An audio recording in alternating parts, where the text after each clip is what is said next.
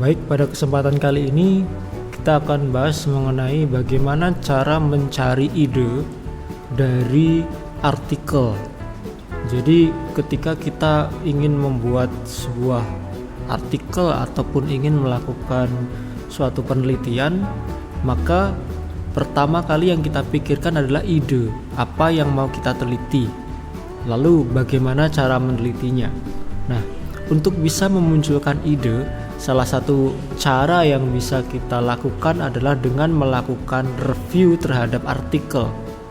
Ini bukan berarti kita menilai sebuah artikel, tetapi kita coba untuk melihat beberapa hal yang ada pada artikel tersebut. Saya biasa menggunakan review form yang terdiri dari beberapa aspek yang dilihat. Jadi kita bisa cek di sini. Mengenai yang pertama adalah judulnya, jadi judul artikel, lalu penulis, kemudian hal yang perlu dilihat pertama kali adalah mengenai apa yang diteliti. Berikutnya bagaimana cara menelitinya, lalu apa hasil penelitiannya, apa batasan penelitiannya, apa saran penelitiannya, apa ide yang mungkin bisa kita cari dari kita baca artikel tersebut atau review artikel tersebut. Nah, ini adalah cara yang sering digunakan oleh orang untuk menemukan ide-ide penelitian. Dan tentu saja dengan cara ini novelty dari sebuah penelitian atau dari artikel yang kita sajikan itu bisa dijamin dan tentunya berkualitas sangat tinggi. Baik, saya sudah menyediakan artikel ya. Ini adalah artikel yang akan saya praktikkan untuk direview. Jadi judulnya adalah Visual Spatial Training Improve Elementary Students Mathematics Perform. Jadi kalau kita coba pahami judulnya, maka artikel ini membahas tentang pelatihan visual spasial yang mengimprove kinerja matematika siswa sekolah dasar. Jadi penelitian ini kalau kita coba pahami dari judul, otomatis adalah sebuah penerapan dari pelatihan visual spasial atau visual spatial training. Nah, lalu yang pertama, apa yang diteliti di sini? Oke, untuk bisa mencari tahu apa yang diteliti, kita bisa baca abstrak, lalu kita bisa cek tujuannya. Karena di tujuan penelitian tersebutlah kita bisa tahu apa yang diteliti. Oke, kita coba. Oke, di abstrak ada aims. Jadi, the study evaluated the efficiency of a visual intervention program. Oke, jadi penelitian ini dilakukan untuk mengevaluasi Visual Spatial Intervention Program. Jadi Visual Spatial Training tadi itu dievaluasi dalam penelitian ini. Nah, cara mengevaluasinya bagaimana? Dia dilakukan pada sebuah kelas untuk melihat efeknya pada penalaran spasial dan kinerja matematika. Kinerja matematika. Jadi kalau kita coba pahami apa tujuan penelitian ini, lalu kita coba arahkan ke apa yang mau diteliti, sebetulnya penelitian ini ingin melihat apakah visual spatial training itu bisa meningkatkan penalaran spasial yang pertama. Nah, yang kedua adalah kinerja matematika. Kinerja matematika. Jadi dua hal itu yang menjadi tujuan dan menjadi sesuatu hal yang akan diteliti pada penelitian ini. Nah, yang kedua, bagaimana cara menelitinya? Untuk mengetahui bagaimana cara meneliti, ya, kita memang bisa cari di abstrak ya. Di sini ada metode ya, tetapi biasanya di abstrak itu hanya ada 1-2 kalimat. Untuk bisa mengetahui detailnya, kita bisa baca di method ya, jika itu diperlukan ya. Baik, saya akan coba langsung ke method saja. Oke. Ini ada method. Ini dibagi menjadi beberapa subheading ya. Di method subheadingnya ada participant, material, lalu ada lagi mathematic test, structure of the programs, kemudian sampai pada prosedur, kemudian result ya. Result itu setelah method. Oke, sampai prosedur. Kita coba untuk memahami nanti. Oke, dari method dulu. Disampaikan mengenai subjeknya atau participant, itu subjek penelitiannya. Nah, kita coba cek di sini bahwa terdapat 120 siswa. Ya. Jadi ada 120 siswa, itu didetailkan informasinya mengenai rata per kelas itu 24, lalu standar deviasi 0,5, umurnya juga, kemudian ada 66 non-instruction student. Itu artinya 120 siswa ini ada di kelas intervensi atau kelas eksperimen, sementara ada 66 siswa di kelas kontrol. Apakah ada perbedaan yang signifikan ketika kita lihat bahwa di kelas eksperimen jauh sekali ya, ini 120 sama 66. Nah, ternyata di sini diberi keterangan bahwa there were no significant difference between mean class size. Jadi meskipun di kelas eksperimen itu banyak 120 dan juga di non instruction atau di kelas kontrol 66, tetapi tidak terdapat perbedaan rata, artinya sama saja kemampuannya antara kelas eksperimen dan kelas kontrol. Jadi tidak ada masalah. Perbedaan ini sudah dikontrol oleh F-test, jadi uji F yang telah dilakukan ya. Oke, berikutnya dari subjek ya tadi ya. Kemudian subjeknya adalah siswa ya. Otomatis ini tadi siswa kelas 6. Kemudian kita ke material, instrumennya. Jadi material itu adalah instrumennya. Di sini ada spatial reasoning instrument. Jadi instrumen penalaran spasial yang digunakan, otomatis ini digunakan untuk mengevaluasi penalaran spasial setelah eksperimen dilaksanakan ya. Oke. Jadi diberikan juga mathematic test. Jadi selain spatial reasoning instrument juga ada mathematic test. Jadi ini untuk mengevaluasi kinerja matematika atau mathematic performance, sehingga cocok dengan tujuan penelitian karena ia ingin mengevaluasi visual spatial training dilihat dari penalaran spasial dan juga kinerja matematika, sehingga instrumennya ada 2. Oke. Berikutnya ini cara pelaksanaan atau tata cara pelaksanaan visual spatial training.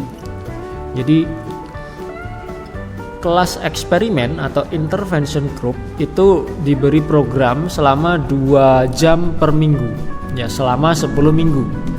Jadi ada 10 minggu periodenya. Setiap minggu ia belajar di dalam program visual spatial training selama 2 jam ya, selama 2 jam. Yang mengajar di sini adalah guru, jadi bukan penelitinya tapi guru yang ada di sekolahnya otomatis. Ini adalah salah satu instrumen ya, sampelnya. Ada 3 aspek di sini: spatial visualization, mental rotation, dan juga spatial orientation. Lalu ini adalah sampel yang untuk kinerja matematik ya. Jadi tes matematikanya ini ada sampel tes matematika. Lalu ini adalah hal yang dipelajari dalam visual spatial training. Ada 10 minggu, 3 minggu untuk belajar mental rotation, 3 minggu berikutnya untuk spatial orientation, 3 minggu berikutnya untuk spatial visualization, lalu yang terakhir integration, artinya gabungan dari ketiga hal ini ya. Lalu prosedurnya. Oke. Ini tentang tes. Jadi ada 2 tes yang dilaksanakan dalam 1 hari, yaitu SRI yang spatial reasoning, math test di 2. Jadi siswa itu diberi kedua tes tersebut dan setiap tes diberi waktu 50 menit. Ada pretest. Oke, ada pretest yang dilaksanakan 2 minggu sebelum visuospatial training, dan juga ada post test itu 2 minggu setelah visuospatial training. Jadi kalau kita coba lihat ya dari awal prosedur, setelah kelas terbentuk, maka baik kelas eksperimen maupun kelas kontrol itu sama-sama diberi pretest tentang spatial reasoning instrument atau untuk mengukur penalaran spasial, dan juga matematik tes matematika untuk mengukur kinerja matematika awal. Lalu setelah itu yang kelas eksperimen itu diberikan visuospatial training selama 10 minggu. Setelah itu selesai ada post test. Post test diberikan ke kelas eksperimen dan juga kelas kontrol. Jadi untuk mengukur penalaran spasial setelah 10 minggu ya, 10 minggu visuospatial training dan juga kinerja matematika. Nah, bagaimana cara menganalisis datanya sekarang? Oke, untuk menganalisis data kita bisa cek di resultnya ya. Meskipun sebetulnya di dalam metode biasanya disampaikan, tapi kita tidak melihat bagian subjudul analisis data di sini. Maka kita coba cek dia pakai apa saja analisis datanya. Oke, result. Yang pertama dia menggunakan ANCOVA, jadi analysis of covariance. ANCOVA itu bahasa Indonesia biasanya disebut ANACOVA atau analisis covariance. Itu gabungan antara korelasi dan ANAVA dan analisis variansi ya. Korelasi dan analisis variansi, gabungan keduanya. Oke, kapan ini dilaksanakan? Kita cek yang pertama, consistency within and across the intervention design. Oke, ada tes mengenai konsistensi atau uji konsistensi ya. Yang pertama di pretest. Jadi hasil pretest itu diuji konsistensinya. Untuk apa? Untuk mengetahui apakah kinerja matematika dan juga penalaran spasial sebelum visuospatial training itu dilaksanakan, apakah ia seimbang atau tidak. Jadi untuk menguji apakah kemampuan kelas eksperimen dan kontrol itu sama atau tidak. Nah, kita lihat hasilnya di sini. Ternyata memang tidak ada perbedaan signifikan. There was no difference between the mean scores. Jadi baik di penalaran spasial menggunakan SRI pretest atau di kinerja matematika menggunakan MATI pretest, itu baik kelas eksperimen dan kelas kontrol kemampuannya sama, tidak ada bedanya. Lalu ada korelasi, ya, jadi memang memakai ANCOVA, maka ada ANAVA-nya dan juga ada korelasinya. Jadi korelasinya adalah terdapat korelasi yang sangat kuat ya, atau ini korelasi yang kuat itu artinya korelasi positif ya.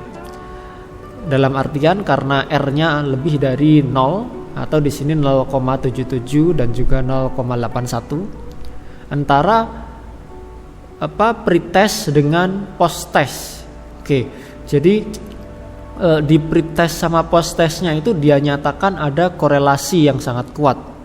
Jadi kalau pretestnya bagus, maka post testnya juga bagus karena memang dia korelasinya positif.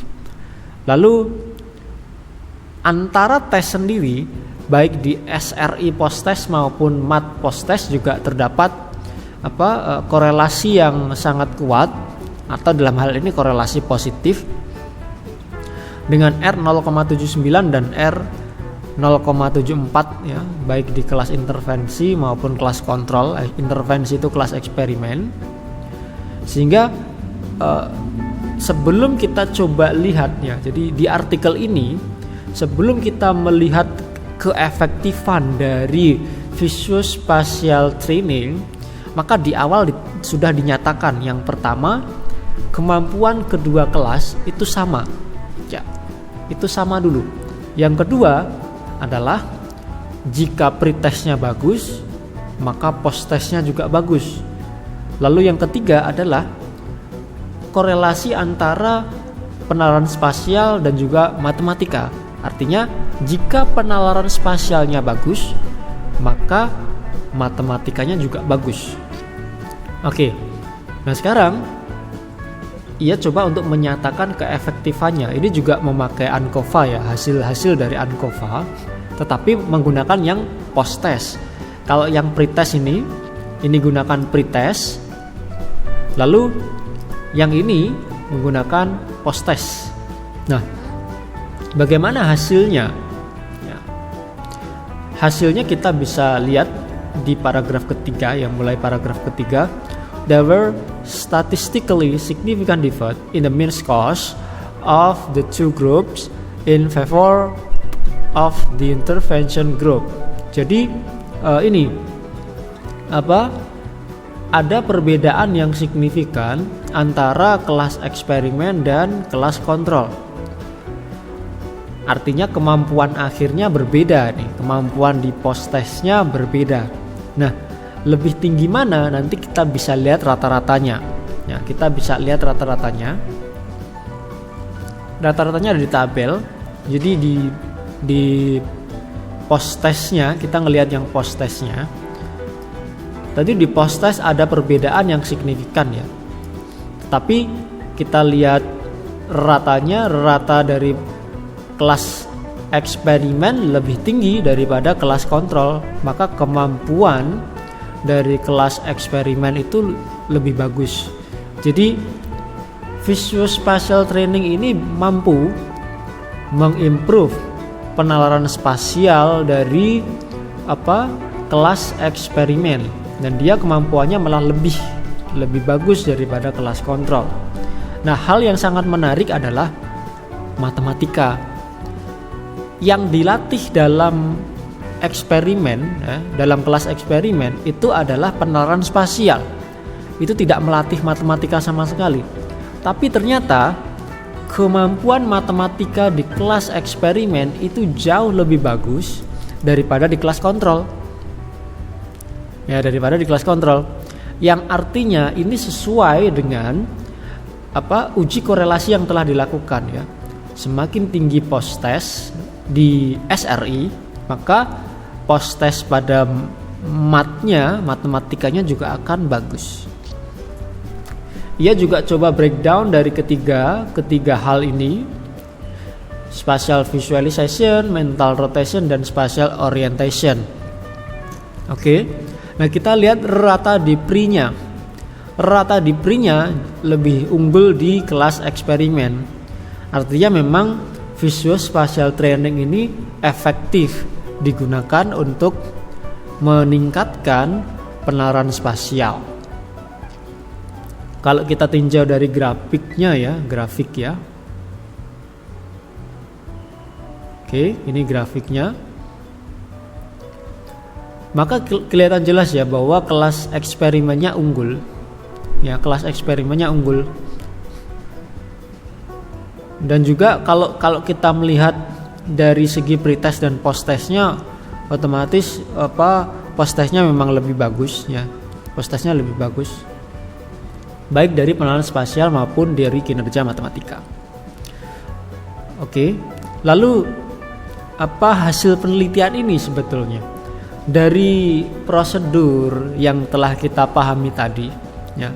Dan juga tadi kita coba baca hasil secara statistiknya ya. Bagaimana kita melihat hasilnya? Oke. Hasil yang pertama adalah bahwa visual spatial training ini mampu untuk mengimprove penalaran spasial. Itu jelas karena yang dilatih penalaran spasial.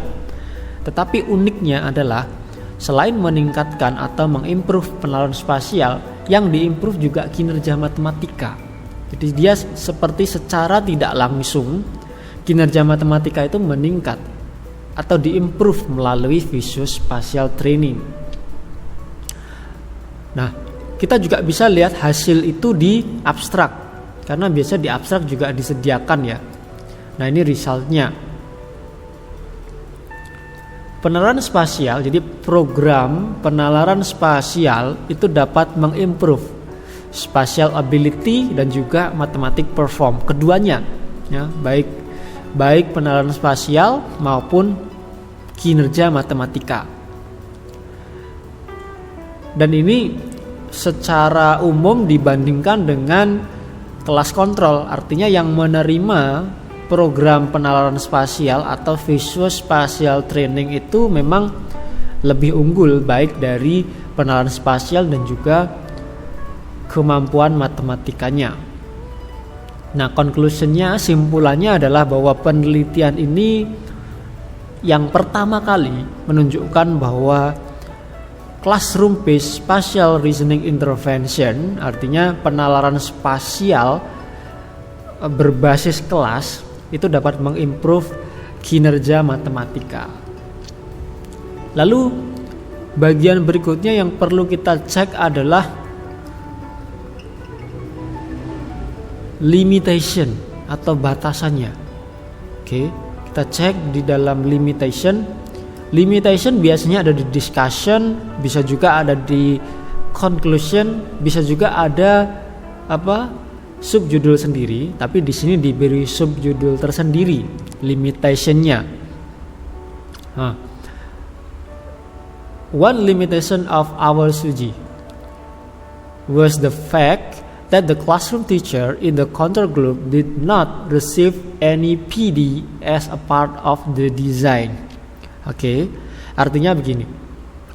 Guru pada kelas eksperimen itu sebelumnya diberikan instruksi, diberikan pelatihan mengenai bagaimana cara mengajarkan penalaran spasial melalui visual spatial training. Nah, ada efek itu disebut dengan PD ini. Ya, jadi PD ini adalah pedagogical development. Ya, jadi ketika guru tersebut mengikuti instruksi atau pelatihan dalam menggunakan atau mengaplikasikan visual spatial training, ia mendapatkan pengetahuan pedagogi atau kemampuan pedagogisnya meningkat. Kemampuan pedagogis itu adalah kemampuan dalam mengajar ya, dalam menyampaikan konten-konten pengetahuan. Nah, ini menjadi sebuah titik di mana kemampuan dari guru di kelas eksperimen dan juga guru di kelas kontrol itu bisa dinyatakan tidak sama atau tidak 100% imbang.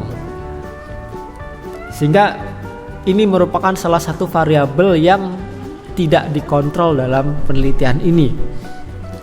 Itu adalah satu kelemahannya. Sehingga ke depan seharusnya perlu ada resistensi ya, perlu ada semacam kontrol agar guru pada kelas eksperimen dalam mengikuti instruksi ataupun bagaimana cara menerapkan visual spatial training ini agar tidak mendapatkan pengetahuan pedagogi lebih lanjut yang membuat ia menjadi lebih baik daripada guru di kelas kontrol. Maksudnya begitu. Itu yang pertama. Yang kedua adalah ini ya. Ada satu lagi bahwa ini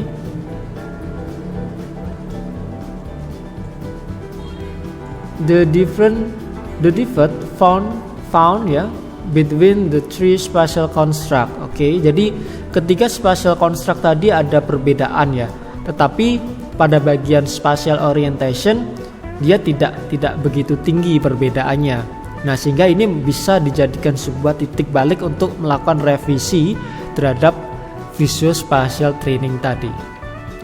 Oke, jadi itu dua batasan atau limitation dari penelitian ini. Lalu apa sarannya?